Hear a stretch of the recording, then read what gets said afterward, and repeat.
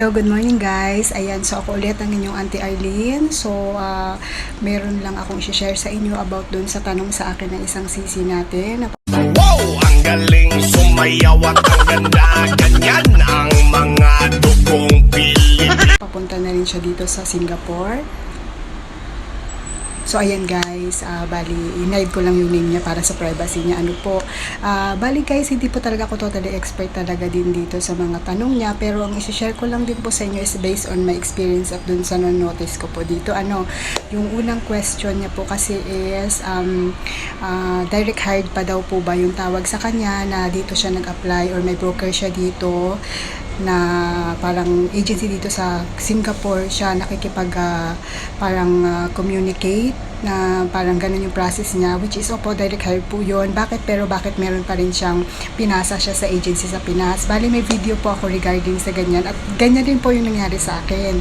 Bali direct hire tayo kung dito tayo sa Singapore nag-apply, tapos yung agency dito nakahanap na employer natin, hindi po tayo nag-apply sa Pinas at sila po ang hanap ng employer natin dito sa Singapore, yung ganon. So, ang disadvantage kasi pagka doon tayo sa Pinas, ihahanapan pa tayo ng employer para magpapalo up pa tayo doon sa agency natin. Hindi natin alam kung kailan talaga yung ating kung magkakaroon tayo ng employer. Unlike kasi pag dito tayo nag-direct tayo sa Singapore, sigurado po talaga tayo agad na meron talaga tayo makukuha agad na employer at saka hindi tayo mapipending talaga unless nagkaroon kayo ng problema sa medical nyo. Pero since kung wala naman kayong problema sa medical nyo, hindi agad kumbaga hindi nyo may lalagay sa isip nyo na magtatagal yung process ng papers nyo kasi meron na kayong employer dito sa Singapore. Kasi pag dito kasi sa Singapore na agency nanggaling yung nyo or direct hired kayo, sila kasi yung talagang actual na makikipag-usap doon sa prospect employer nyo. So, mabilis talaga yung process ng papers nyo yan. Bakit naman po pinapasa pa rin tayo ng agency dito sa Singapore doon sa mga kumbaga tie-up nila agency sa Pinas? Which is kasi po, meron po kasing tayong standard sa Pilipinas na sinusundan bago po tayo makalabas ng bansa. Bali, ang hassle po kasi para sa side ng agency din dito, kung sila pa isa-isa, although merong ganong process na direct hired na ako, for example, sa applicant, magpa-process ng PIDOS ko, magaganyan ko, so lahat pagkagaling dito, hindi naman kasi lahat familiarize or may oras si agency dito para asikasuhin pa tayo ng isa-isa yung papuntang test na PIDOS o ganyan na requirement sa atin ng ating sa atin na bago tayo makalabas ng Pilipinas, diba, yung embahada ng Pilipinas natin, meron talaga yung mga katulad ng kailangan mo muna mag-PIDOS, yung kailangan mo muna mag-OWA, maganyan, na talagang yun ang standard ng policy natin bago tayo pakawalan papunta ng ibang bansa. So, ngayon, kung ang agency kasi sa Pinas, talagang sila yung parang, sila talaga nakakaalam ng procedure natin. So, ngayon, kung may employer na tayo dito sa Pilipinas, sa Singapore, kumbaga yung agency dito sa Singapore, maghahanap sila ng easiest way para makapunta kayo dito. So, ang gagawin nila, makikipag-tie up sila sa agency sa Pilipinas kasi since ang agency sa Pilipinas yung marunong at may alam talaga ng process kung paano tayo matapos natin yung mga kailangan nating requirements para makalabas tayo ng Pinas. Kaya nakikipag-communicate yung agency ng Singapore at saka agency ng Pilipinas para mapabilis yung process ng papers nyo. Yun po talagang ang nun. Kaya normal yun sa inyo, lalo pag first timer kayo guys na malalabas ng bansa, talagang ganun ang gagawin ng agency ng Singapore. Talagang ipapasa tayo sa agency ng Pilipinas para may mag-guide sa atin. Kasi kung hindi, baka mamaya kasi kailangan natin ng ganito, kailangan natin ng PIDOS, kailangan natin ng OWA. Tapos kung tayo lang, alam ba natin ang mag-process, lalo pag first timer tayo, hindi natin agad-agad malalaman kung ano yung mga kailangan talaga, di ba? So baka mapending yung flight natin yan, So kailangan talaga natin na meron isang mag-guide sa atin, which is yung agency nga. At syempre kasi maglalabas kasi salary deduction kasi sa mga helper dito guys, salary deduction talaga dito sa Singapore. So wala talaga tayong ilalabas ultimo medical. Ang maano lang natin is mga allowance at pamapamasahe, mga mga Xerox at saka mga lamination, mga ganun lang talaga. Yun lang talaga ilalabas natin. Kasi dito talaga po kasi sa kanila is salary deduction. Ngayon, syempre, kung maglalabas si agency ng Singapore, sa inyo, tapos bigla kayong nag-back out, anong mahahabol nila sa atin, di ba? So kasi kaya nga minsan yung mga agency sa Pinas, pag inano na tayo sa tie up nila, kinukuha talaga yung original ng passport natin, hindi lang mga original documents natin. Talagang yung kukunin muna nila yon hanggang sa bago kayo mag-flight, bago tayo umalis. Talagang panghahawakan muna nila yon. Yun ang assurance nila kasi maglalabas sila ng pera sa atin, guys.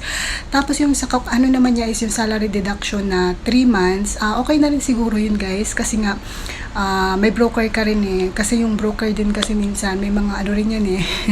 Meron din yan makukuha.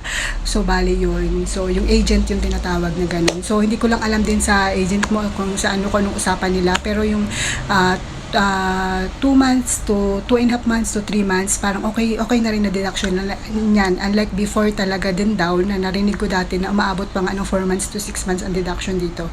So yun, kaya maswerte na rin, okay na rin yun para sa UCC. Yung 3 months, okay na rin yun. Pwede na rin yun sa deduction mo. Tapos, doon naman sa 3 stories na tiny house, bali kasi doon, meron naman tayong ano yan eh, usually kasi ang mga employer pag first timer natin, meron yan silang papel, yung mga listahan ng ano yung everyday mo na gagawin. Madalas yung employer may ganun yan, or kakausapin kayo niyan kung ano yung kung paano nyo Monday, ganito ang gagawin mo, Tuesday, ganito ang ano mo, yung parang scheduling. So meron yan, pagdating nyo dito sa employer nyo, ituturo sa inyo kung ano yung step by step. At saka huwag kayong mag-alala kung magkakamali kayo, guys, kasi maintindihan na employer yan, kasi nga alam nila na first timer natin, at saka ano yan sila, magiging sobrang patient pa talaga yan sila. At saka magtanong lang talaga tayo pag hindi natin alam. Magtanong tayo. Especially, guys, sa mga gamit nila dito kasi high-tech, or kumbaga hindi, usually yun yung ginagamit natin sa Pinas. So pag hindi natin alam yung gamitin yung isang bagay, although kahit alam natin yung oven na yan, kahit alam natin na meron naman tayo sa Pinas, better pa rin magtanong tayo. At least kung ano man ang mangyari sa oven na yan, or ano man mangyari sa mga, so kung anong air fryer, kung ano man, at least nagtanong tayo sa kanila, diba? Hindi, wag tayong magmagaling na alam natin, baka mamaya masira natin yan. So yun, guys. Tapos regarding naman doon sa pag-aalaga ng newborn, may grandma na kasama sa bahay. Actually ako rin dito may kasama akong grandma. Yung sa pakikisama kasi, guys, is sabihin ko sa inyo, guys, iba-iba ugali rin ng grandma, pero ano na lang din, hanggat maaari, medyo short-tempered sila. So ang ano ko lang, hindi lahat, pero usually ganun. So ang gawin nyo lang, pagka magtanong kayo sa kanya, pero wag kayong paulit-ulit. Kung pag sinabi na niya na ganun, tandaan nyo. Tapos, ayaw nila yung gumagawa kayo ng hakbang na hindi nila alam. Pag halimbawa kasama sa bahay, syempre ganun. So, dapat i-consider nyo rin yung feelings nila, or kung ano yung sinasabi nila sa'yo, yun ang sundin nyo. Kasi siya yung usually na makakasama nyo. At saka, hindi natin alam. Minsan na-observe tayo niyan, tapos sasabihin sa mga amo natin yung ganun. Pero, ano lang naman, ilagay nyo lang sa isip nyo na tendency na ganun yung mangyari. Pero, hanggat maaari, gawin nyo yung kung ano yung trabaho nyo talaga. Try nyo yung best nyo na makisama sa kanila at makuha ang loob ng ama na yan, or ama or lola. Grandma kasi dito is ama nilang tawagin, tapos ang grandpa naman is akong. So yun. Tapos yung sa pag-aalaga ng newborn, guys, kung first timer ka or first time parents yung tawag dito, magiging amo mo, huwag ka mag-alala kasi meron pong confinement lady na tinatawag, na hinahired nila. Minsan, after panganak ng amo mo, meron niyang 1 month or 2 months, depende kung gaano ka budget o hired ng amo mo yan, kasi medyo mahal yun, guys.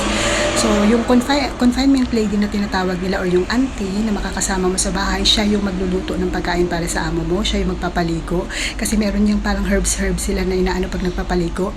Tapos tutulungan siya kung paano tama pag mag-breastfeed, lahat, pati yung cord ng baby pag nag-alis, pagpapaligo. Bali mag-observe ka lang, hindi yan ipagkakatiwala agad sa inyo yung baby, guys. Bali meron silang i-hired talaga na ang tawag doon, i-hired na confinement lady na tinatawag. Tapos yung sa tanong mo na kung yun naman pangalawang baby na o pang ilan lang, may mga ilang employer na nagtitipid na rin, or yung grandma yung magtuturo sa'yo. So kung ano yung sabihin ng grandma sa'yo, yun lang sundin mo. At wag tayong mag-ano ng sarili nating desisyon pagdating sa bata. Lagi nating itanong yung grandma. Laging tanong sa grandma about sa baby, kasi maselan po ang pag-aalaga ng baby dito. dito. At saka wag natin guys i-shake hiheli ha, kasi ayaw nila ng ganun. Karamihan employer dito ayaw nila ng sinishake or hinihili ng ano yung mga baby nila. So